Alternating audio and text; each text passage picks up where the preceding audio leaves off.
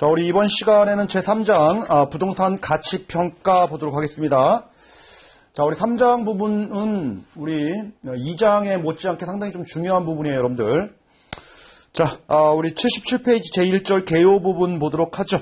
자, 1번 평가 활동 수준 해가지고 이제 평가의 의미라는 말이 나와 있는데요. 뭐 평가의 의미와 관련된 77페이지에 나와 있는 부분들은 뭐 생략해도 됩니다. 자, 우리 다음 페이지 넘어가서 볼게요. 78페이지. 자, 맨 위에 이제 표가 하나 나와 있죠, 여러분들. 뭐 예를 들어서 보는 거예요, 이거는. 자, 뭐 결혼 상대방으로 선택하는 대상자 중에서 이제 선택을 할 건데 A라는 사람하고 B라는 사람하고 C라는 사람하고 이제 평가를 할 때, 자, 우리 평가 항목으로 외모라는 요소, 학력, 재산, 요거 세 가지 요건을 가지고 점수를 이렇게 매긴 거죠. 10점 만점씩 해서 30점 만점으로 매겨 보니까, 자, 외모는 A가 10점 만점 주고, 뭐, B는 8점, 그리고 C는 9점 이렇게 줬는데, 뭐, 이렇게 점수를 매겼다는 얘기죠.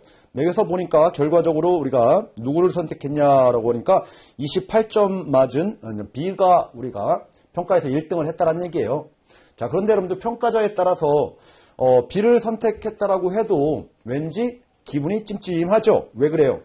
A는 외모에서 제일 잘생겼고, B는 외모에서 8점으로 최하 점수죠. 못생긴 사람하고 결혼을 해야 돼요. 다른 점수는 높다라고 해도. 그래서 좀 불편한 생각을 갖는 거죠. 그랬을 경우에 외모에 대해서 10점 만점이 아니고 20점 만점으로 우리가 가중치를 2배를 줬다라고 한번 가정해 보면은 A가 20점, B가 우리 교재에서 뭐 18점 이렇게 돼 있는데 아니죠. 16점이죠. 2배 하면은 8이 16. 자, C는 9점이었는데 이제 2배 하니까 18점. 이렇게 해서 이제 책정을 해 보니까 우리가 A가 37점으로 가장 높은 점수가 돼 가지고 A를 선택하는 그런 의사결정을 하더라는 얘기예요. 결국 무슨 얘기를 하고 싶은 거냐면은 이거 우리 평가할 때 여러분들 평가할 때 이렇게 주관이 개입될 수 있고 우리가 평가 항목으로 우리가 책정했던 것들을 외모, 학력, 뭐 재산 뭐 이런 부분들을 놓고 이 항목들이 적정한지 그렇죠? 이런 부분들이 상당히 그 평가의 신뢰성하고도 연결이 되더라라는 거죠. 그래서 최종적으로 이렇게 점수가 나왔을 때 그 평가를 받아들이느냐에 따라서 받아들이지 못하기 때문에 또 가중치 2배를 또 두게 되는 거고. 자, 또 하나는 뭐냐면은 요즘은 여러분들 그 재산이 외모인 거죠. 그렇죠? 재산이 많으면은 아무리 못생겨도 잘생겨 보이죠. 자, 그러면은 평가 항목에서 외모하고 재산이라는 부분이 너무 중복적으로 평가 항목으로 들어가 있지 않냐. 뭐 이렇게 평가 항목과 관련된 부분들이 여러 가지 오류 그리고 평가의 신뢰성, 적정성에 대해서 의구심이 생기더라라는 거예요. 그래서 평가라는 게 상당히 어렵다라는 부분들을 예를 통해 가지고 이렇게 나타내고 있습니다. 자, 그래서 거기 78페이지 여러분들 중간에 보니까 첫째, 자, 구분 항목은 평가 대상의 특징을 충분히 담고 있는가? 세 가지 지금 외모라든지 학력, 재산으로 평가했는데 이 결혼 상대방에 대한 평가 항목으로 충분한가 이걸로 이거 말고도 다른 게 많을 텐데 라는 거죠. 자, 뭐 둘째, 개별 평가 항목의 배점 문제 뭐 2배 이렇게 하면은 우리 가중치를 주면은 이것도 너무 주관적이지 않나. 자, 셋째, 이중 계산의 문제 뭐 재산하고 외모하고 같은 맥락 아니냐. 자, 넷째, 지적한 가중치 문제, 뭐, 이런 것들, 저 문제점들이 노출되더라라는 거예요. 그래서, 뭐, 이런 내용들을, 한번 봤다라는 거지. 시험 문제 해와하기에는 좀 그렇죠. 자, 다음 여러분들 79페이지 4번, 평가의 수준 해가지고, 첫 번째 줄 보니까, 가치평가는 이론적인 수준과 책임의 차이에 따라, 세 가지 단계로 구분할 수 있다. 1차 수준의 평가는, 자, 투자자, 소유자 및 사용자가 대상 부동산에 대해서 부여하는 가치로 대상의 당사자들이 평가한 금액. 지금 뭐예요? 1차 평가.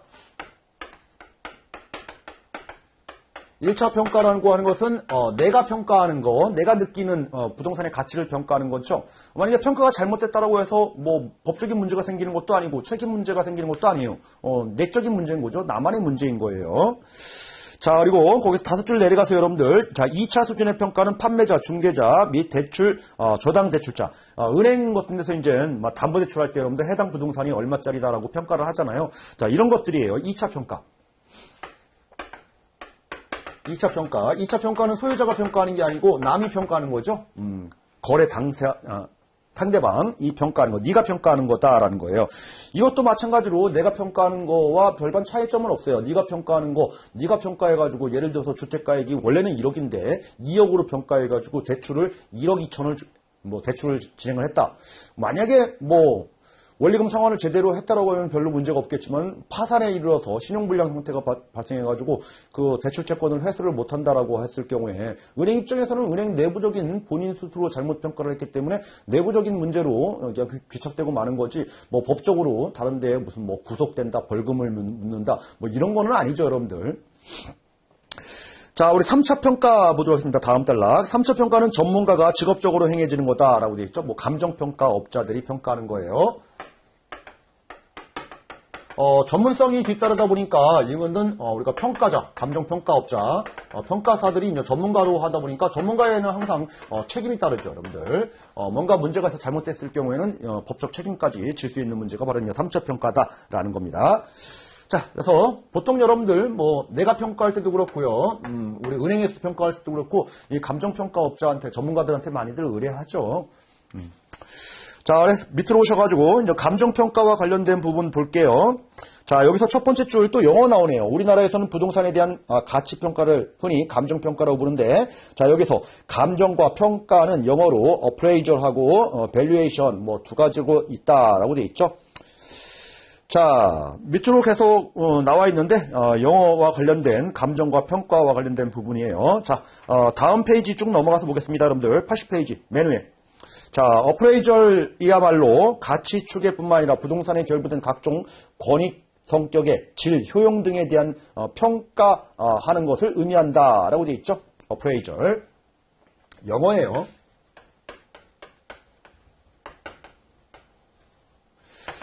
이거는 여러분들 부동산에 대해서 각종 권익의 성격 그리고 질, 효용에 대한 말 그대로 이제 평가를 한다.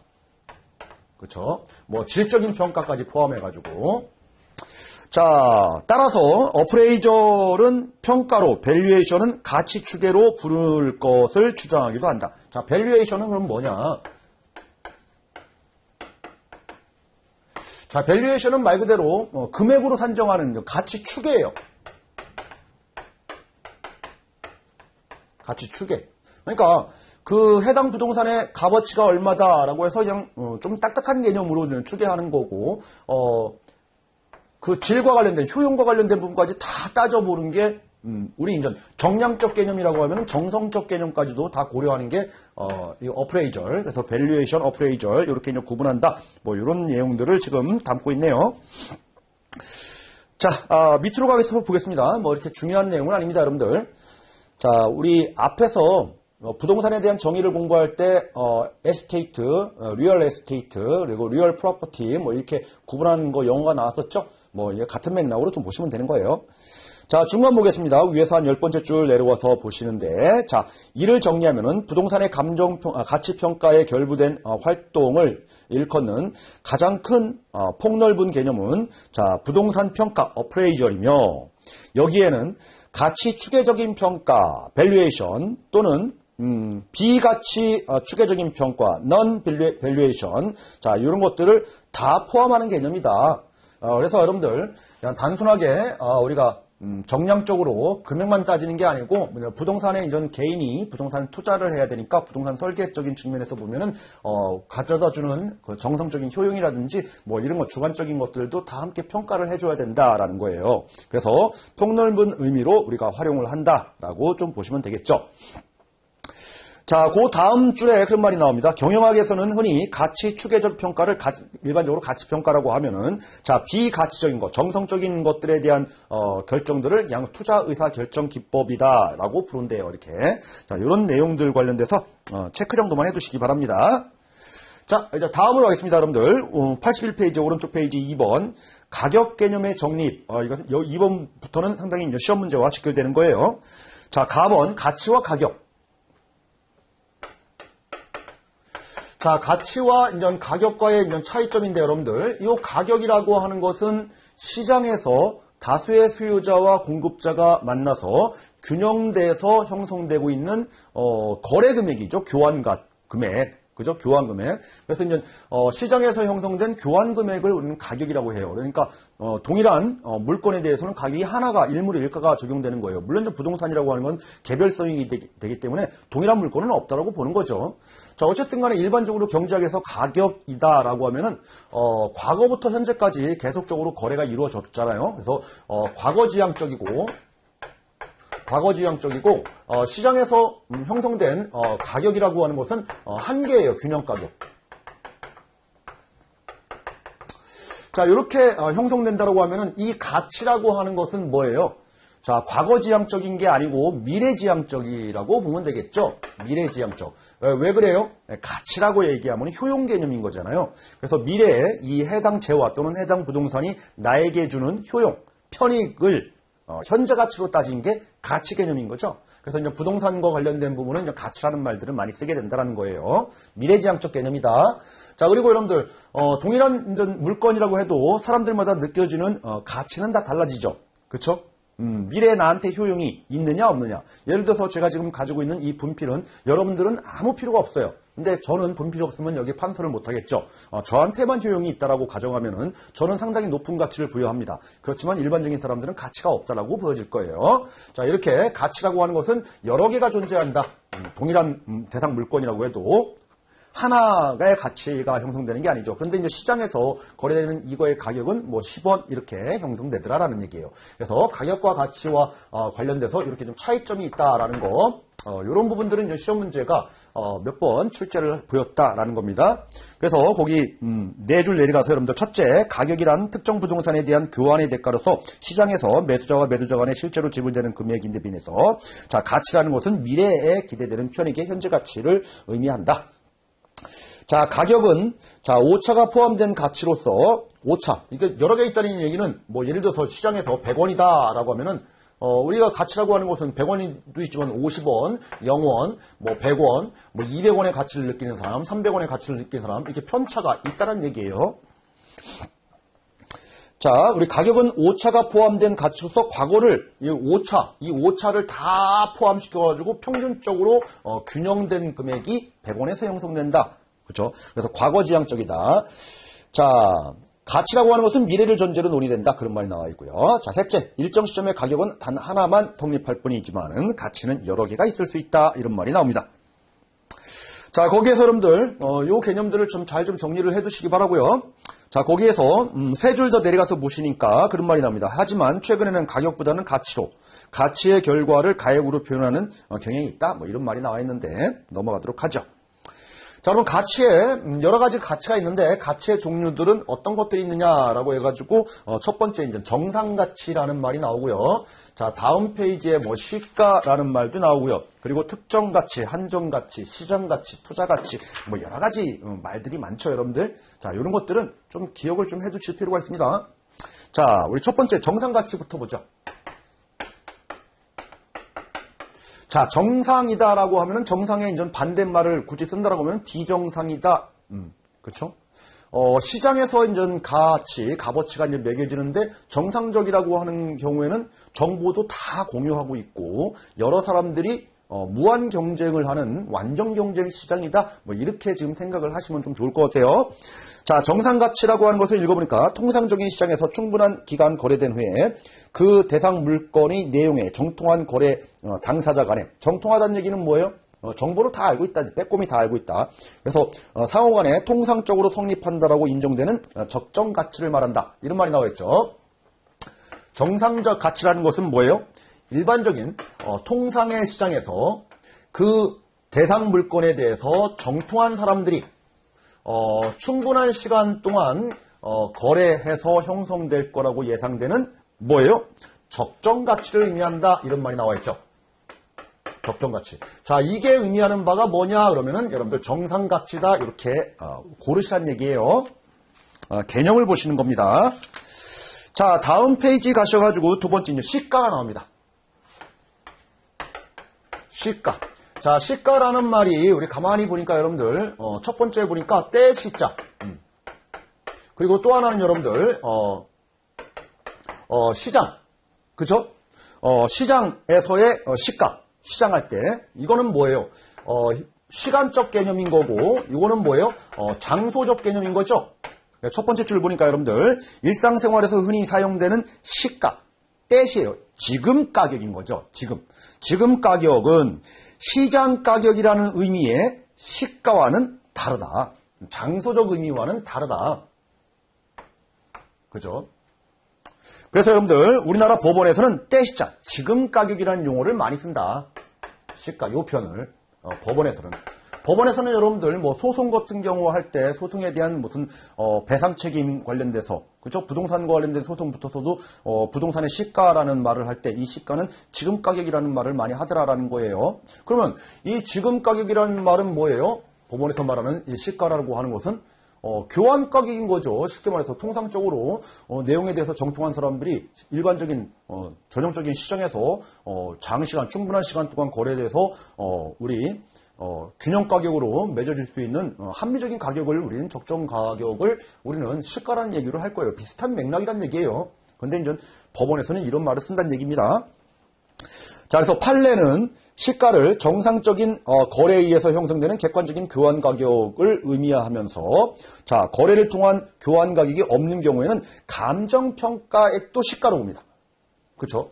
말 그대로 시장에서 정상적인 가격도 이제 시가라고 보지만 1번도 이거가 없다라고 하면은 두 번째 우리 이제 감정평가한 금액도 법원에서는 시가로 그냥 받아들인다는 얘기예요. 그리고 또 하나는 이 시가, 때 시자라고 했다는 얘기는 지금 시자잖아요.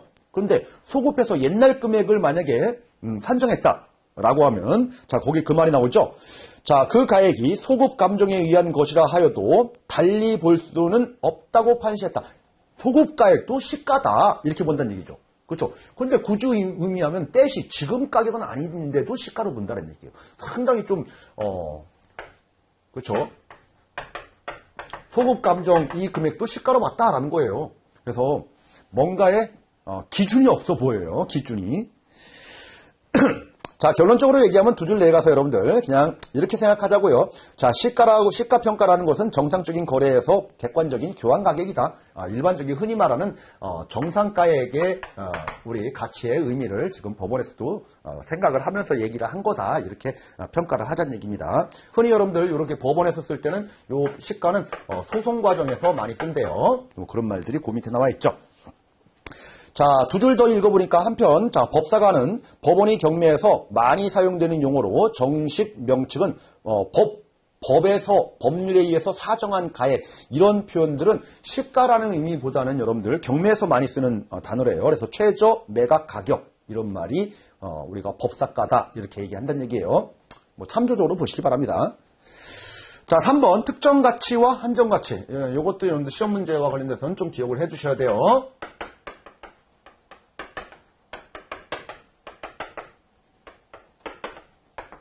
특정 가치, 한정 가치. 자, 특정 가치, 한정 가치라는 얘기는 여러분들 우리가 정통한 사람 당사자 간에 우리 통상적인 시장에서 충분한 시간을 두면서 우리가 형성될 걸로 예상되는 그런 적정 가치를 우리는 산정하지 못하기 때문에 이런 특정 또는 한정이라는 말을 쓴 거예요. 자, 첫 번째 특정 가치라는 얘기는 평가 목적, 대상 물건의 성격상 정상 가격으로 평가함이 부적당하거나 특수한 조건이 수반되는 경우에 그 물건의 성격 또는 조건에 부응해서 가격을 책정하는 게 바로 특정 가치다. 자, 예를 들어서 한번 보시면 됩니다, 여러분들. 예를 들어서 만약에 내 건물이 이렇게 하나 있어요. 이 건물이 만약에 주택이에요. 이 주택을 시장에서 정통한 당사자 간에 교환되는 적정 가치로 구한다라고 하면은 이게 바로 정상 가치란 얘기죠. 자, 그런데 이 건물이 거래되는 게 아니에요. 거래되지 않고 예를 들어서 이 건물 중에서도 여기 만약에 옆에 부속 창고를 옆에 바로 붙여서 우리 줬어요. 이 창고만 금액을 산정하겠다. 별도로 이제 특정해 놓고선 산정하는 거죠. 아니면은 이 주택 내에 앞에 정원이 있는데 정원 내에 풀장이 있다. 이 풀장의 가격만 산정하겠다. 풀장만 따로 거래하는 거 아니잖아요. 이 주택 일체로 거래가 된다고 봤을 때는 뭐 특정 부분만 가치를 평가하겠다라는 특수성이 존재하는 거죠. 이럴 때 가치를 산정할 때가 바로 특정 가치다. 이렇게 보시면 돼요. 자, 다음 계속적으로 보니까 한정 가치라고 하는 것은 부동산의 합병, 분할, 병합이라든지 분할 등의 우리 평가하는 것으로서 마지막 줄 보니까 자, 매도자와 매수자 사이에만 경제적 합리성이 인정되는 가격을 말한다라고 돼 있죠. 자, 이 한정 가치라는 거예요. 이 한정 가치라는 것은 여러분들 부동산을 분할한다든지 아니면은 병합한다든지 이럴 때 매수자와 매도자 사이에서만 거래되는 그런 협상 가격이에요. 쉽게 말해서 협상의 개념이에요. 자, 예를 들어서 보죠. A라는 소유의 땅이 여기 있습니다. A 소유의 땅. 여기 옆에 B라는 소유의 땅이 이렇게 있어요. B라는 소유의 땅. 자, 보니까 A 소유의 땅은 너무 작고 B 소유의 땅도 너무 작다. 두 개를 합쳤을 때 부동산 이 땅값이 최유 이용이 가능하고 극대화될 것이다 라고 한번 예측을 한번 해볼게요. 자, A 땅은 여러분들 제곱미터당 예를 들어서 10만 원이다. 자, B 땅은 지금 현재 제곱미터당 15만 원이다. 15만 원이다. 근데 두 개를 다 합쳐버리니까 우리는 얼마가 되냐면 제곱미터당 최고 효용이 높기 때문에 30만 원까지 올라갈 것이다. 이렇게 한번 가정해 보겠습니다. 자, 그러면 여러분들 우리 A라는 사람은 그죠? B를 사면 되겠죠? 매수. B는 파는 거고요. B는 파는 거고. 자, 그랬을 경우에 자, 원래는 15만 원인데 두 개를 합쳐버리면 30만 원 정도의 가치가 생겨요. 그러면은 자 15만 원짜리하고 30만 원 15만 원의 차이가 나죠. 그러면은 30만 원에 살게 이렇게 할 수도 있다는 얘기죠. 아니죠. 더 비싸게 해도 되죠. 왜요? 내 거의 가치도 덩달아서 더 올라가니까 더 많이 우리는 매수 가격을 제한할 수가 있을 거예요. 그렇죠? 매도자도 마찬가지죠. 그렇죠? 만약에 B가 합병한다라고 해도 만약에 그렇게 흥정한 가격이 형성될 수도 있을 거란 얘기죠. 자, 이렇게 매수자, 매도자 사이에서 토지를 병합한다든지 분할할 때 적용되는 얘들만의 우리 둘만의 협상 가치들을 우리는 한정 가치다. 이렇게 얘기한다는 얘기입니다. 자, 예전 교재에서는 여러분들 한정 가치, 그럼 최대 지불할 용의가 있는 금액, 뭐 이런 것들을 구하는 문제가 시험 문제 출제를 했는데, 자, 우리 교재에서는 그런 예제 같은 게, 예시 같은 게 다 빠졌어요. 그러니까 공부하시기는 훨씬 쉬워졌습니다. 자, 어쨌든 간에 개념만 좀 아실 필요가 있겠다라는 거예요. 자, 그러면 여러분들 정리하시겠습니다. 자, 정상 가치라는 것은 일반적인 우리가 시가를 얘기한다. 자, 우리 특정 가치라는 얘기는 특정 부분만 평가를 할 때 시가가 정상적인 시장에서 거래가 안 된다라고 가정했을 때 평가하는 거다. 한정할 때는 한정해서 매수자, 매도자 간에 조율하는 금액을 우리는 가치로 평가하는 게 한정 가치다. 그래서 이런 가치의 정의와 관련된 부분들을 여러분들 기억을 해주시기 바라고요. 자, 마지막으로 여러분들 네 번째 시장 가치와 그리고 투자 가치 이렇게 나와 있습니다.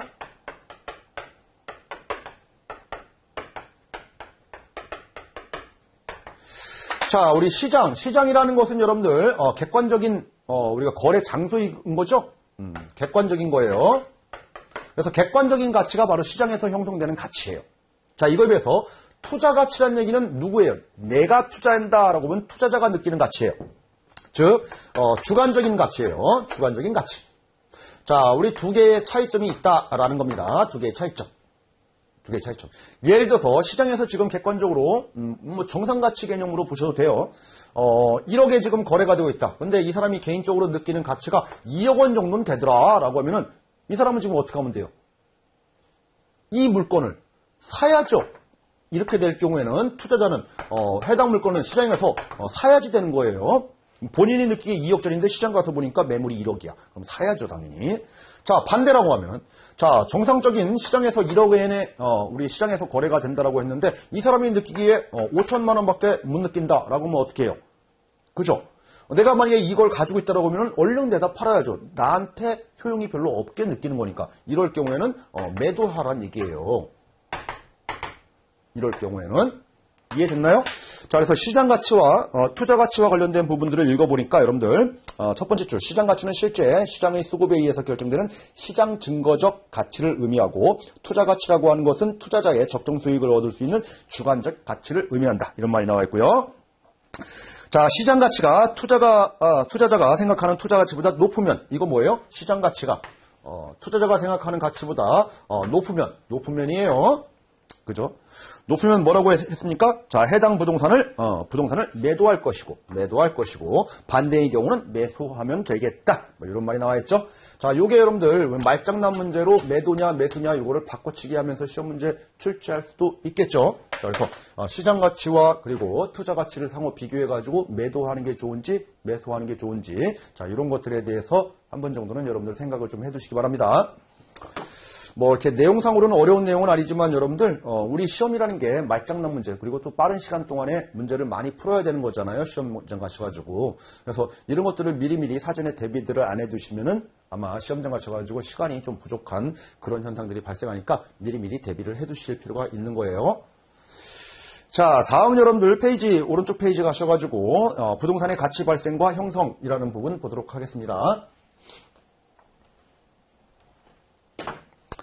자, 우리가 가치가 생긴다, 발생. 그리고 가치가, 값이 매겨진다, 형성. 뭐 이렇게 얘기하는 거죠. 상당히 그 말인 것 같은데, 다른 말이에요. 가치가 발생됐다. 가치가 왜 생길까? 우리 첫 번째 줄 보니까 가치 발생 요인 해가지고, 자, 일반 재화의 경우와 마찬가지로 부동산 가격도 수요와 공급의 일반 원칙을 기초로 하면서도 효용이라든지 상대적 희소성, 유효 수요의 상호 결합에 의해서 발생된다. 뭐예요? 효용. 상대적 희소성, 유효 수요. 그렇죠? 효용. 두 번째, 상대적 희소성. 자, 세 번째, 유효 수요. 자, 이게 있기 때문에 가치라는 게 이제 생긴다라는 거예요. 발생한다. 이게 발생 요인이에요. 자, 효용이란 얘기는 뭐예요? 미래에 나한테 어느 정도 효익, 편익을 줄 것이냐라는 거죠. 뭔가 나한테 혜택이라는 게 있으니까 값어치가 있는 거잖아요. 만약에 아무런 혜택이 없다라고 하면 값어치가 없죠. 그렇죠? 얼마인지는 차후 문제이고 일단 값어치가 있다, 없다. 이게 발생 요인이에요. 값어치가 있다는 얘기는 효용이 나한테 있기 때문에 값어치가 있다는 얘기예요. 자, 다음. 아무리 효용이 있다라고 해도 여러분들 값어치가 있다라고 해도 뭐예요? 희소해야 돼요. 그래야지 내가 값이라는 것을 지불을 하죠.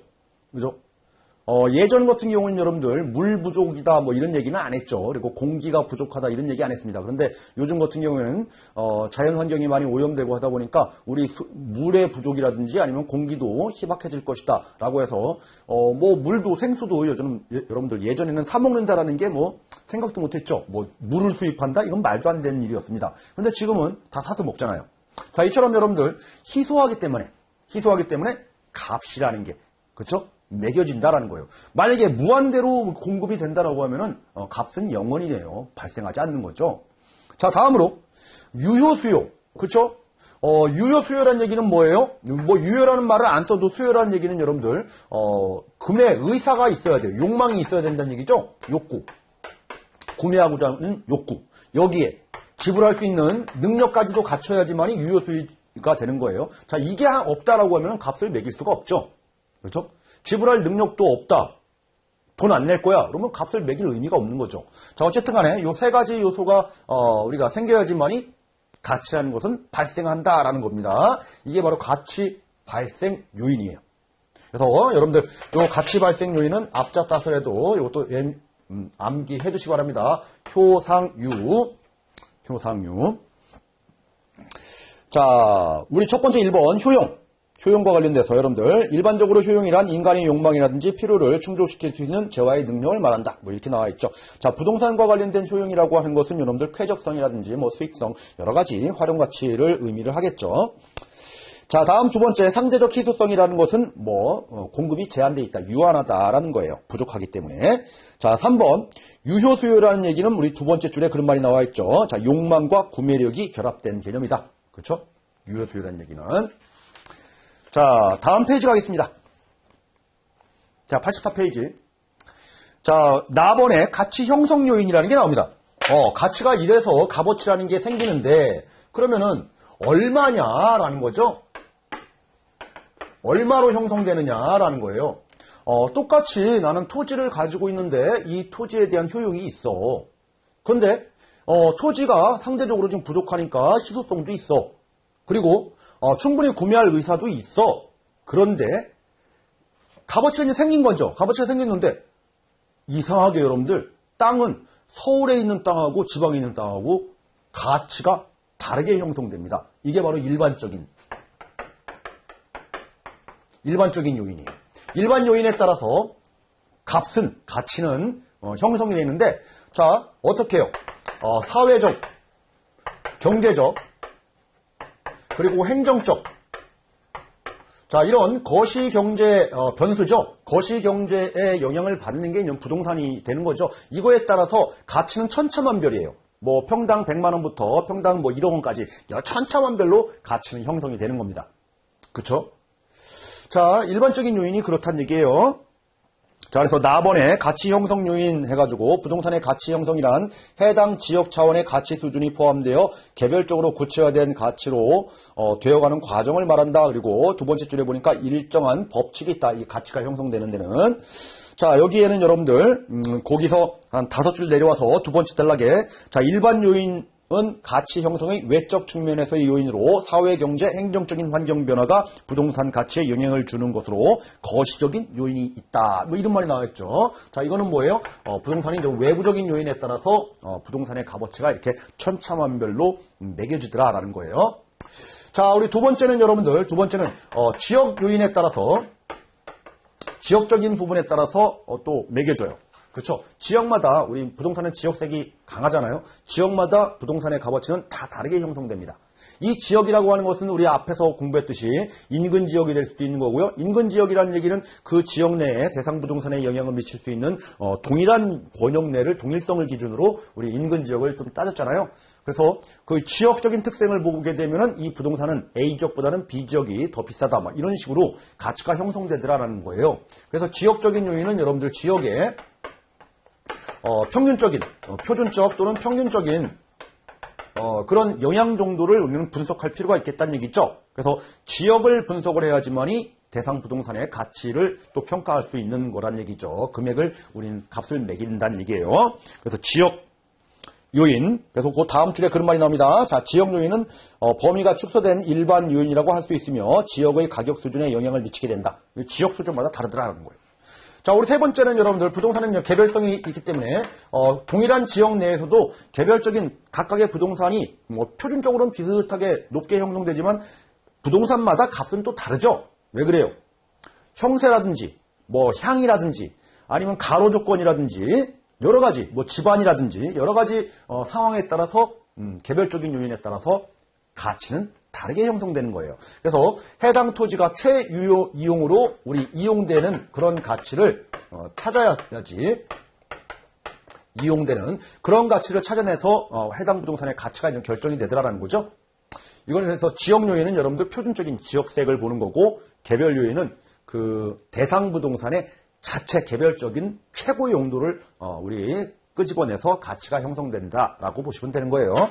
자, 그래서 우리 가치 발생 요인, 효상요, 그리고 가치 형성 요인, 일반적인 요인, 지역 요인, 개별 요인. 요 개별 요인이 여러분들 내적 요인에 해당되는 거죠. 대상 부동산에. 자, 그래서 다음 계속 읽어보니까 여러분들 개별 요인은 내적 측면에서의 요인으로 물리적, 입지적, 개별적인 조건으로 구성되며 가치를 구체화, 차별화시킨다. 뭐 이런 말이 나와 있죠. 자, 그래서 여러분들 그 밑에 이제 이런 말이 나옵니다. 이러한 가치 형성 요인은 부동산의 가격 현상을 분해적으로 적용할 때 유용한 도구가 된다. 자, 분해라는 얘기는 뭐예요? 뜯어본다라는 거죠. 뜯어본다. 자, 예를 들어서 아파트 가격이 10% 올랐다. 뭐 한번 보죠. 10% 올랐다. 옛날에는 뭐 평당 여러분들 1억이었는데 지금 1억 1천만 원으로 10% 올랐다. 가만히 보니까 한번 나눠보자. 이거 전체적으로 여러분들 10% 올랐지만 일반적으로 사회 경제 지금 경제 침체기고 있고 전반적으로 부동산 시장은 마이너스 20%의 지금 기로에 있다. 근데 해당 지역색이 강하다 보니까 해당 지역이 너무나 지금 잘 발달해가지고 25% 우리 지역은 상승했다. 자, 개별적인 대상 부동산도 최고 용도로 이제 법적 규제가 완화돼가지고 뭐 허가를 더 취득해가지고 5% 정도 더 상승 요인이 좀 작용됐다. 그래서 10% 오른 거다. 이렇게 뜯어보면 여러분들 분해해서 보면은 요인들을 잘 한번 비교해 볼 수 있다는 얘기죠. 시장 전체는 안 좋지만은 뭐예요? 지역이 발달되고 개별 부동산의 특수성이 있기 때문에 결과적으로 30% 좋아지고 20% 나빠져가지고 그래서 10% 좋아진 거다. 이렇게 분석해 볼 수도 있는 유용한 도구가 된다. 뜯어보니까. 그게 바로 분해적으로 그런 말을 한 거예요. 자, 이렇게 여러분들 가치 발생 요인과 가치 형성 요인과 관련된 이런 부분들을 좀 기억을 좀 해두실 필요가 있습니다. 구분을 하시라는 얘기예요. 자, 다음 여러분들 오른쪽 페이지 가셔가지고 85페이지 지역 및 개별 분석과 가격제 원칙 보도록 하겠습니다. 자, 우리 지역 분석이라고 하는 것은 여러분들 요거 지역 요인을 찾아보는 거예요. 자, 개별 분석이라고 하는 것은 개별적인 요인들을 뜯어보는 거예요. 그러면 지역 분석은 대표적으로 여러분들 지역의 표준적인 이용 정도를 봐서 이 A지역, B지역, C지역 이렇게 구분해서 평가를 하는 거고, 개별 요인, 개별 분석이라고 하는 것은 대상 부동산의 최고로 이용했을 때의 그때의 가치를 알아보는 게 바로 개별 분석이다. 이렇게 보시면 되는 겁니다. 자, 거기서 가번 지역 분석. 자, 우리 세 번째 줄에 그런 말이 나옵니다. 지역을 획정하고 표준적인 용도를 파악한다. 그리고 네 번째 줄에 괄호에 지역의 특성을 파악한다. 자, 우리 다섯 번째 줄에 괄호 열고 영향력을, 그 지역에 미치는 영향력을 파악한다. 그 지역의 조건들이 대상 부동산에 영향을 미치는 것을 파악한다. 자, 그리고 두 줄 더 내려가서 여러분들 지역 내의 표준적 사용과 가치 수준을 판정하는 것이다. 즉 뭐예요? 결과적으로 지역의 평균적인 표준적인 그 수준을 평가하는 게 바로 지역 분석이다라는 겁니다. 자, 이런 지역이라고 하는 것은 여러분들 인근 지역, 유사 지역, 동일 수구권 이렇게 앞에서 공부한 바 있죠. 자, 다음 단락에 여러분들 한편 고전적인 지역 분석은 1965년 하게트라고 해서 이 사람이 이제 제안을 했는데, 자, 지금도 뭐 널리 사용한다라고 했는데, 자, 우리 지역 분석의 흐름을 분석하는 순서를 여러분들 흐름, 망, 결절, 그리고 계층, 영향, 확산의 순서로 파악할 것을 내용으로 한다. 뭐 이런 아주 내용에 대한 설명을 하나도 안 하고 그냥 어디 있는 이론들을 그냥 이렇게 한 두 줄로만 표현을 한 거예요. 자, 이런 부분들이 이제 시험 문제로 이 순서를 묻는 문제로 출제를 한다라고 하면은 상당히 쉽게 말하면 좋은 문제는 아니죠. 그렇죠? 내용 설명도 하나도 없이. 그래요. 자, 그런데 혹시 순서형 묻는 문제가 나오게 되면은 좀 대비 정도는 해두실 필요가 있겠습니다. 그래서 순서 정도만 그냥 흐름, 망, 결절, 계층, 영향, 확산 해가지고 앞자만 따서 흐, 망, 결계, 영향하고 확산 그거는 끝에 단어, 향산 이렇게 해요. 그래서 흐 이렇게까지 우리가 공부를 해야 될지 모르겠습니다. 망, 결절, 그리고 계층, 영향, 그리고 확산. 그렇죠? 이건 뒷자 딴 거죠. 우리 여러분들 흥망성쇠 이런 얘기 많이 하죠. 이게 기억을 붙여가지고 흥망결계, 향산 뭐 이렇게 해가지고 순서 정도만 그냥 체크 정도만 해주세요. 여러분들 시험 문제 나올 가능성은 엄청 희박하긴 하지만은 혹시 몰라서 하는 거예요. 자, 다음 여러분들 우리 4번 개별 분석 볼게요. 개별 분석이란 가치평가에 있어서 부동산의 가치 형성 요인 중에서 개별 요인을 분석해서 그 최유효 이용을 판단하는 작업을 말한다. 그렇죠. 최유효 이용을 판단하는 그런 과정, 분석하는 과정이 바로 개별 분석이다라는 거예요. 자, 밑으로 오셔가지고 표 3-1에 여러분들 지역 분석하고 개별 분석을 비교한 표가 나와 있는데요. 자, 표는 뭐 참조로 보시면 되고요. 여러분들 뭐 이렇게 지금 뭐 어려운 얘기하고 있는 게 아니에요. 지역적인 거와 개별적인 것들 요거 이제 구분하는 표가 시험 문제로 등장하면은 요 가이드라인, 요 기준점을 토대로 여러분들이 판단하시면은 뭐 틀릴 문제는 아닙니다. 쉽게 구분을 하실 수가 있겠다라는 거예요. 자, 다음 페이지 가셔가지고 86페이지 여러분들 가격 재원칙. 자, 이렇게 해서 요런 요인에 의해서 가격이 매겨지는데, 자, 1년에 형성할 때는 여러분들 법칙성이 있다라는 거예요. 법칙성. 이 법칙성에 따라서 가격은 매겨지는데 이 법칙성이 11개의 경험칙이 있다라고 해서 지금 우리나라보다는 여러분들 미국 감정평가 협회에서 만든 11개의 법칙성을 지금 교재에서 지금 얘기를 하고 있습니다. 자, 그래서 그림 3-1에 가격이 이제 매겨지는 형성되는 재원칙 따라서 보니까 첫 번째 수요 공급에 따라서 가격은 올라가고 내려가고 하면서 매겨지겠죠. 그리고 두 번째 변동의 원칙, 그리고 세 번째 대체의 원칙. 뭐 당연하죠. 자, 네 번째 최유효 이용의 원칙. 그렇죠?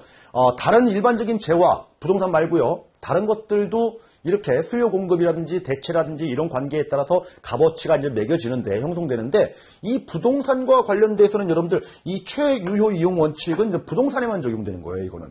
그렇죠? 왜요?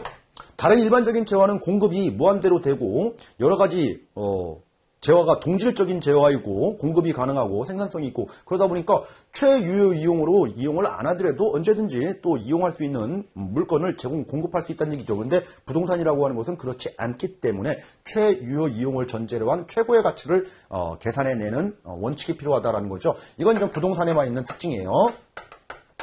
부동산만 적용되는 가치의 원칙이다. 최유효 이용의 원칙. 자, 그거 이외에도 여러분들 균형의 원칙, 그리고 수익 체증 체감의 원칙, 수익 배분의 원칙, 그리고 기여의 원칙.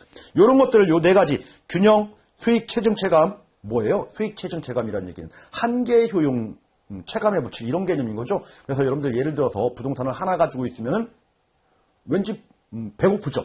두 개 가지고 있으면 너무 좋아요. 효용이. 그러면 값어치를 더 높게 평가한다는 얘기입니다. 3개, 4개. 그런데 부동산이 많으면 많을수록요. 없어도 되죠. 여러분들 빵을 하나 먹을 때 나한테 효용이 극대화되지만 2개, 3개, 10개, 50개 점점 먹을수록 오히려 체감해요. 그죠? 이런 것들에 부동산도 마찬가지로 수익의 체증 체감의 원칙에 따라서 가치라는 게 형성되고 수익 배분의 원칙 그리고 기여의 원칙에 따라서 가치라는 게 형성된다라고 했는데 이 네 가지가 여러분들 크게 묶어서 뭐라고 돼 있습니까? 내부 원칙 이렇게 돼 있죠? 내부 원칙 4개. 자, 다음 여러분들 그 밑에 이제 적합의 원칙하고 경쟁의 원칙. 부동산은 여러분들 옮기지 못하잖아요. 그래서 내 땅 옆에 그쵸? 다른 그 지역의 부동산 이용 현황하고 밸런스를 맞춰서 내 부동산이라는 것을 가치가 이제 매겨지는 게 그렇게 밸런스를 균형 있게 이용을 해야지만이 최고 용도로 이용하게 되는 거예요. 생뚱맞은 다른 용도로 이용하게 되면은 최유효 이용이 아니죠. 그래서 외부 효과라고 합니다. 이런 것들을 외부와의 적합성 원칙에 따라서 부동산 가치가 이렇게 매겨지게 되는 거고요. 그리고 경쟁의 원칙에 따라서 이제 부동산의 가치가 매겨지는 거죠. 자, 이런 것들을 여러분들 외부 원칙이라고 합니다. 자, 내부 원칙 4개, 외부 원칙 2개 있어요. 외부 원칙이 뭐라고요? 적합의 원칙, 그리고 경쟁의 원칙. 그죠? 자, 굳이 이렇게 구분해서 말씀드린 이유는 여러분들, 자, 우리 부동산 가격 형성의 제 원칙 중에서 내부 원칙에 해당되지 않는 것은 또는 외부 원칙에 해당하는 것은 뭐 이렇게 시험 문제가 나왔을 경우에는 내부 원칙 4가지를 다 암기가 안 된다라고 가정했을 때 요 외부 원칙 2가지 정도는 여러분들 기억을 하자는 얘기예요. 자, 그거 이외에도 예측의 원칙에 따라서 부동산의 가치는 이렇게 매겨진다라는 게 제 원칙이다라는 거예요. 자, 이런 부분, 제 원칙과 관련된 부분들, 법칙성과 관련된 부분들을 좀 봤는데, 자, 이 법칙성과 관련된 부분들도 여러분들 원래 감정평가사라는 시험 공부라든지 이 감정평가 이론 공부할 때는 각각의 원칙에 대해서 자세한 설명들을 좀 해줘야 돼요. 근데 우리 교재에서는 그런 거 다 생략했죠. 그래서 큰 틀로만 여러분들 이렇게 내부 원칙이 뭐고 내부 원칙, 외부 원칙, 내부 원칙이 구분되는 거 좀 보고 부동산에만 적용되는 우리 다른 가치 형성 요인 말고요. 부동산에만 적용되는 원칙으로는 최유효 이용의 원칙이라는 것들도 있다. 뭐 이렇게 좀 정리를 좀 해두실 필요가 있겠네요. 자, 다음 여러분들 우리 87페이지 자, 평가 과정 보도록 하겠습니다. 자, 우리한테 굳이 이 평가 과정이라는 게 의미가 있을까도 싶어요. 그런데 시험 문제를 출제하자라고 하면 출제할 수 있겠지만은 출제할 것 같지는 않고요. 자, 우리 이제 감정평가 실무에서 이런 프로세스를 거쳐가지고 감정평가를 한다라고 해서 5단계가 나와 있는데, 자, 가번 1단계 이제 문제를 정의한다.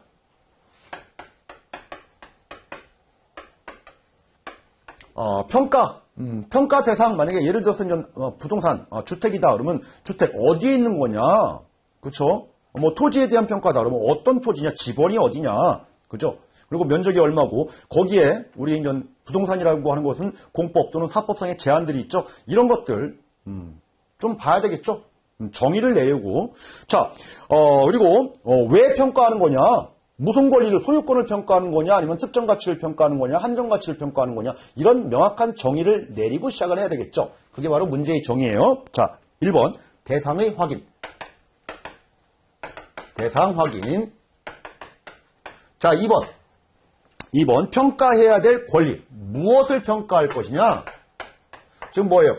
어디에 있는 것들을, 그쵸? 권리를, 무엇을 평가할 것이냐라는 거예요. 시가를 평가할 것이냐, 아니면은 뭐 감정 평가를 할 것이냐, 아니면 수용 가격을 평가할 것이냐, 아니면은 경매 가격으로 평가할 것이냐, 뭐 이런 것들이죠. 아니면은 합병과 관련된 한정 가치로 평가할 것이냐, 뭐 이런 거예요. 자, 그리고 평가 일시. 평가 일시. 그럼 언제 시점으로 평가할 것이냐라는 거예요. 만약에 A가 B한테 의뢰를 했어요. 예를 들어서 2020년 7월 1일 날 의뢰를 하면서 7월 1일 날짜에 바로 의뢰하면서 이 날짜를 기준으로 평가하는 게 아니고요. 8월 1일 날짜 요 시점을 기준으로 좀 해주세요라고 해서 이 시점을 이제 평가 시점으로 잡아준 거예요. 이게 바로 이제 기준 시점이다 이렇게 얘기합니다. 이 기준 시점이라고 하는 것은 일반적으로 여러분들 이렇게 문제를 정의 내리고 무엇을 평가할지를 다 보고 대상 부동산 가서 조사를 해야 되겠죠. 이 조사가 다 끝나는 날, 조사 완료일, 감정평가에서는 조사 완료일을 이제 기준 시점으로 잡아요. 그때 시점으로 이제 부동산 금액이 나오는 거예요. 근데 여러분들 나중에 고객한테 예를 들어서 8월 10일 날 결과를 통보해 주겠죠. 통보. 자, 만약에 오늘 날짜가 통보받은 날짜가 이 현재 시점이 8월 10일이라고 하면은 자, 8월 현재 시점 금액으로 부동산 가치가 평가된 거예요? 그건 아니죠. 그렇죠? 8월 1일 기준, 자, 기준 시점으로 부동산 가치가 평가됐다라고 해야지 현재 시점으로 부동산 가치를 평가한다라고 하면 틀려요. 자, 이런 것들이 여러분들 미세하게 말장난 문제로 출제가 됩니다. 그래서 맨 밑에 여러분들 평가 일시와 관련해서 실제 대상 부동산의 조사 완료일을 기준으로 기준 시점을 잡는다. 완료일, 조사가 다 끝나는 날이 기준 시점이에요. 요 때를 기준으로 평가하는 거지 현재 시점 기준으로 평가하는 게 아니다라는 거. 현재 시점, 그럼 틀려요. 기준 시점 이렇게 좀 메모를 해두시기 바랍니다. 현재 시점, 그럼 틀린 말이다. 자, 다음으로 평가 목적, 그쵸? 목적.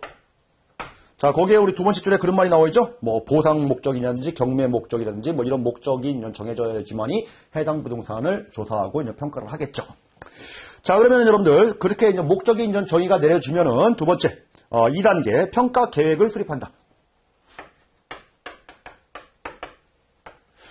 계획, 우리 감정평가사도 여러분들 개인만의 경험이라든지 노하우 이런 것들에 따라서 우리가 계획들을 잘 잡는 사람들이 있고 이제 못 잡는 사람들이 있죠. 어디 공적 정보를 가지고 언제 조사를 하고 언제는 실제 가서 만나서 확인을 하고 뭐 이런 것들에 대해서 계획을 쫙 잘 잡는 거예요. 자, 그리고 나서 세 번째 자료 수집하고 분석하겠죠. 정보 수집, 자료 수집, 그리고 분석을 하고, 자, 네 번째, 이제 실제적으로 이제 평가를 하겠죠. 얼마다라고. 네 번째, 평가 기법을 적용한다. 자, 우리 다음 시간에 공부해야 될 파트가 바로 요거예요. 평가 기법. 자, 우리 3방식이라고 해서 원가, 비용적인 측면에서 비용 접근법이 있고요. 그리고 수익적인 측면으로 평가하는 게 있고요. 그리고 시장에서 거래되는 시장 접근법으로 이제 평가하는 방식이 있어요. 왜 이런 평가 방식이 나왔냐면 다음 시간에 나오겠지만 여러분들 부동산의 가치가 발생하는 요인이 뭐예요? 효용, 유효 수요, 그리고 상대적 희소성 이렇게 된다고 했죠. 자, 비용적인 측면에서 본다는 얘기는 여러분들 가치 발생 요인 중에서 상대적으로 희소해요. 생산해내지 못한다는 얘기죠. 그래서 생산했을 때의 비용을 가지고서 부동산의 가치를 구해보겠다라는 거고요. 자, 우리 가치 발생 요인 중에서 미래의 장래의 효용을 준다라고 하면은 장래의 수익이 들어온다는 얘기죠. 그래서 효용을 현재 가치로 해가지고 부동산 가치를 구하는 게 바로 수익 접근법이에요. 자, 다음으로 여러분들 시장에서 실제 구매력이 있는 구매 의사 능력이 있는 뭐 이런 사람들이 유효 수요가 있어야 되겠죠. 그죠? 이건 시장에서 형성되는 우리 가액이 되겠죠. 그래서 이렇게 해서 형성돼서 부동산 가치를 이제 산정을 하면은 이거는 여러분들 공급 가격의 성격을 갖는 거고요. 자, 요거는 여러분들 희망하는 거죠. 나한테 주는 거죠. 그래서 수요 가격의 성격을 갖는 거고, 자, 요거는요 시장 가격인 거죠. 그래서 균형 가격의 의미를 내포한다 이런 거예요. 자, 이렇게 다음 시간에 이제 공부를 하시게 되겠지만은 이 가격과 관련된 부분들을 이렇게 평가 모형을 토대로 부동산 가치를 산정을 했는데, 평가를 했는데, 자, 그러면은 예를 들어서 비용적인 측면에서 보니까 이거는 9천만 원이에요. 자, 우리 수익적인 측면에서 보니까 이 해당 부동산은 1억 2천이에요. 자, 우리 시장에서 형성되고 있는 금액을 보니까 이 금액은 1억이에요. 이렇게 좀 평가가 됐다라고 하면은 도대체 어떤 금액으로 가격을 매겨야 될까요? 그게 참 난감하죠. 자, 요런 단계가 5번째. 자, 우측 페이지 5단계 시산가액 조정이다.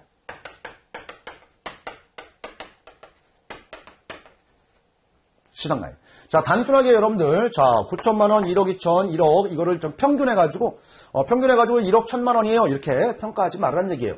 자, 대상 부동산이 가지고 있는 특징들이 다 있죠. 이 부동산은 수익성이 중요하다 그러면 수익성을 비중을 많이 둬서 평가를 한 금액에 우리가 비중을 많이 둬야 되겠죠.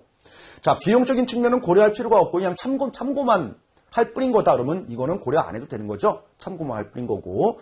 자, 이런 식으로 해서 또 하나는 여러분들 시장에서 우리가 자료를 수집할 때 이 자료의 적정성이 좀 떨어지는 그런 자료를 평가한 데이터가 있다고 하면은 이거는 적정성 면에서 보면은 약간 정확성이 좀 떨어진다 싶은 것들은 조금 배제를 해야 되겠죠. 이런 식으로 조절해 나가는 과정이 바로 시산가액 조정이다라는 겁니다. 자, 그래서 시산가액 조정과 관련된 부분들은 여러분들 위에서 세 번째 줄에 이 작업은 각 단계의 진행 과정의 정당성 그리고 객관성을 부여하여 우리가 비판적으로 재음미해서 시산 가치에 차이가 생긴 이유를 명백하게 하는 중요한 의미를 가진다 이런 말이 나옵니다. 자, 이의 조정 방법은 산정된 시산 가치를 단순하게 산술 평균하거나 자기적으로 평균치에 접근시키는 기계적인 조정이 아니라, 그죠? 단순하게 단순 평균하는 게 아니다.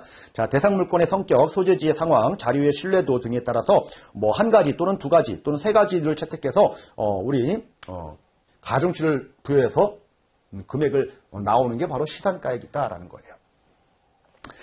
자, 그러면 여러분들 우리 시산가액을 산정할 때 보통 그런 말이 나옵니다. 그 다음 줄에 자, 시산가액 조정의 판단 기준은 적정성과 정확성.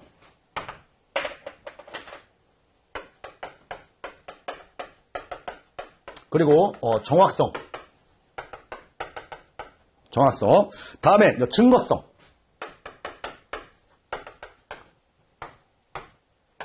적정해야 되겠죠? 세 가지 방식 중에서 가장 적정한 게 수익 가치다. 뭐라면 이쪽에 비중치를 많이 두라는 얘기예요. 정확하다. 오류가 있으면 안 된다는 얘기예요. 그리고 증거성.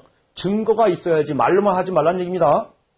자, 이런 것들을 토대로 우리가 다 구했지만은 어디에 더 많은 비중을 둬서 가격을 책정하겠다 이렇게 얘기를 하는 거예요.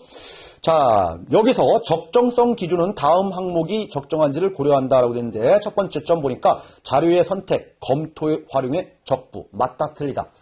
적정성은 뭐예요? 적부, 맞다 틀리다. 자, 두 번째 부동산 가격에 관한 제 원칙에 적절하게 활용됐는지. 적정했는지, 자, 일반 요인 분석과 지역 분석, 개별 분석이 맞는지 틀린지, 그리고 부동산 규모에 따른 단가, 총액 사이에 적정한 비례가 됐는지 안 됐는지, 그렇죠? 적정성, 적부를 따진다. 요럴 때 이런 것들을 점검하라는 얘기예요. 자, 또한 정확성 기준으로는 자료의 정당성, 계산 과정, 그리고 보정 수치의 근거 등을 판단하는 것이다. 정확하게 계산기로 두들겼느냐라는 거죠. 정확하게. 그냥 통박으로 한 거 아니냐라는 거예요. 자, 다음 증거성이라는 것은 자, 시장 증거의 지지 여부를 판단하는 것이다. 증거, 백데이터가 있느냐라는 거죠. 자, 여기서 여러분들 중요한 포인트가 나옵니다. 자, 그 다음 단락이죠. 여기서 적정성과 정확성이라는 것은 정확성이라는 것은 맞다 틀리다의 문제인 거죠. 이거는 질적인 부분의 문제인 거예요. 질적인 부분. 그죠? 자, 이거에 비해서 증거성은 증거가 있으면 증거가 되는 거고 증거가 없으면 증거가 안 되는 거예요. 뭐 증거라고 해놓고선 이거는 임의로쓴 그냥 증거력이 없는 종이다라고 하면은 이거는 증거가 아닌 거죠. 증거 자체. 증거가 있냐 없냐의 문제인 겁니다. 그러니까 이건 질의 문제가 아니고 양의 문제다. 양의 문제다. 자, 자, 이런 것들을 다 검토해서 여러분들 시산 가치를 조정해야 된다라고 돼 있는데, 혹시 시험 문제와 관련해서 시산가액 조정의 판단 우리가 근거로 틀린 것은 해서 적정성, 정확성, 증거성, 그리고 뭐 예를 들어서 뭐 합법성, 경제성 이런 말이 나올 수도 있는데, 자, 이런 부분들도 좀 대비를 해야 되는 거고요. 또 하나 이제 말장난 문제로 우리가 적정성, 정확성은 양의 문제이고 증거성은 질의 문제다. 그럼 틀린 말이죠. 이런 거 질의 문제냐 양의 문제냐, 자, 이런 것들도 함께 기억을 해두시기 바랍니다. 자, 그래서 예제와 관련해서 이제 밑에 나와 있죠. 예를 들어서 보는 거예요. 자, 전통적인 평가 방식에 따라서 다음과 같은 시산 가치가 산정되었다. 이때 시산가액 조정 기준에 따라서, 자, 비교 방식을 35%, 뭐예요? 비교 방식을 35%, 그리고 원가 방식을 60%, 그리고 뭐예요? 수익 방식은 5%, 이렇게 고려해가지고 한번 시산가액을 조정해서 한번 발표해봐라 라는 거죠. 자, 비교 방식은 8억 2,500, 그리고 원가 방식은 8억 2,750만원, 수익 방식은 8억 원으로 이렇게 계산이 됐는데, 여기 이제 가중치를 더 가지고선 가중평균 해가지고 얼마의 금액으로 평가한다, 이런 과정을 거친다라는 겁니다. 자, 다음 페이지 여러분들 해설 부분에 가중평균한 금액이 나와 있죠. 그래서 시산가액 조정에서 결정된 가격이 8억 2,525만 원으로 이렇게 감정평가합니다. 이렇게 얘기한다는 얘기예요. 자, 여기서는 여러분들 뭐 순서 정도만 좀 기억을 좀 해두시기 바라고요. 순서. 자, 그리고 평가 일시와 관련돼서는 이건 기준 시점을 기준으로 한다. 현재 시점이 아니다. 자, 이런 것들 좀 기억을 해두시면 돼요. 자, 다음으로 시산가액 조정이라는 얘기는 이렇게 계산한 시산 각각의 가치들을 조정하는 과정인데, 단순하게 하는 게 아니다. 그죠? 여러 가지 상황들을 종합적으로 고려해서 하는데, 그런 고려 대상으로는 정확한지, 적정한지, 정확한지, 그리고 증거를 기반으로 해서 이런 가치들을 산정했는지 여부에 따라서 이렇게 가중치를 부여해서 가치를 결정한다. 이런 과정을 거친다라는 얘기예요. 자, 그러면은 여기 이제 일반론적인 내용을 좀 설명을 드렸고요. 이번 시간에는, 자, 다음 시간부터는 이제 우리 제2절에 평가 모형, 부동산 평가 모형과 관련돼서 우리가 방식과 3방식 이런 것들을 다 하나하나 이제 다 볼 거예요. 그래서 다음 시간이 상당히 이제 중요한 시간이 될 겁니다. 근데 이번 시간은 일반적인 개념적인 걸 봤죠. 그래서 이번 시간에 가장 중요했던 것은 여러분들 가격과 가치와의 차이, 그리고 가치의 종류로 정상가치, 특정가치, 한정가치의 개념들을 봤고요. 그 다음으로 이제 또 공부를 했던 것들이 이제 가치 발생의 요인하고 가치 형성의 요인, 뭐 이런 것들을 봤죠. 요 정도 여러분들 좀 잘 좀 정리를 해두시면 충분할 걸로 보입니다. 자, 잠깐 쉬었다가 우리 91페이지 제2절 평가 모형 그 이유는 다음 시간에 또 정리를 하도록 할게요.